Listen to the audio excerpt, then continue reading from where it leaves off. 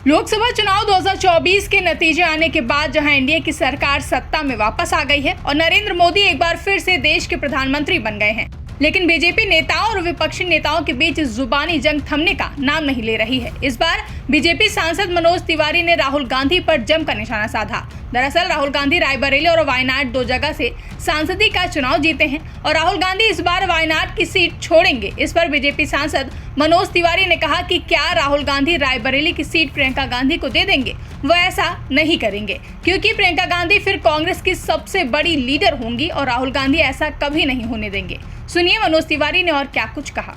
अगर रायबरेली राहुल जी छोड़ देते हैं और प्रियंका जी आ जाती हैं, तो अब कांग्रेस की लीडर प्रियंका जी होंगी और राहुल ये कभी नहीं होने देंगे।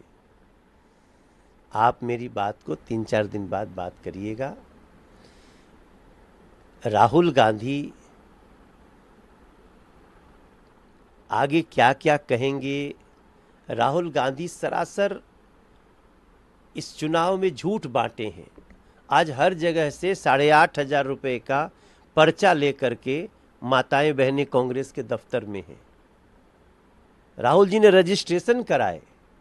रजिस्ट्रेशन मतलब लीगल डॉक्यूमेंट है, और आपने अगर रजिस्ट्रेशन कराए हैं तो फिर आपको उन महिलाओं की, जिन्होंने आपको वोट दिया, जिन परिवारों ने आपको विश्वास किया, अब उनके अपेक्षा पे खरे उतरिए राहुल जी।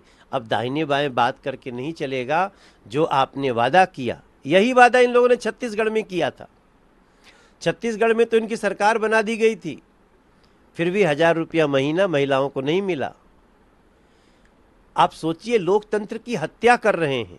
जहां चुनाव में लोगों को अपने मन से वोट डालना था, वहां इन लोगों ने प्रलोभन दिया, रजिस्ट्रेशन कराए। ठीक है, अगर संविधान में इसकी गुंजाइश है, अब पूरा करिए। जिन लोगों ने वोट दे करके आपको जिता दिया, उनका तो हक बनता है।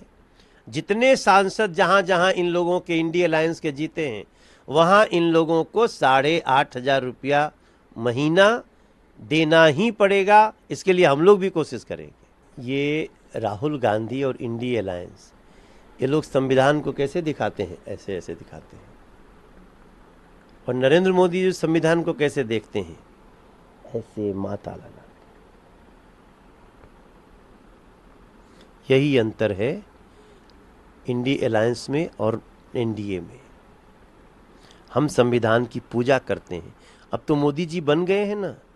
पहला डिसीजन क्या हुआ? किसानों के खाते में धन, किसान सम्मान निधि। दूसरा डिसीजन क्या हुआ? सभी 3 करोड़ लोगों को घर। संविधान कौन बदल रहा था? अब इस देश की जनता राहुल गांधी से पूछेगी, मोदी जी तो बन गए, संविधान बदला नहीं, आपने क्या सिखाया था, क्या कहा था, क्या झूठ बोला था?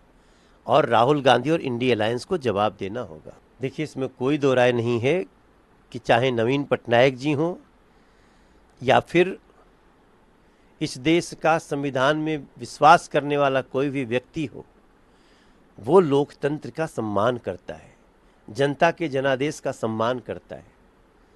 नवीन पटनायक जी सम्मान कर रहे थे, और हम इस उड़ीसा के नए जनादेश का सम्मान करते हुए आज मोहन मांझी जी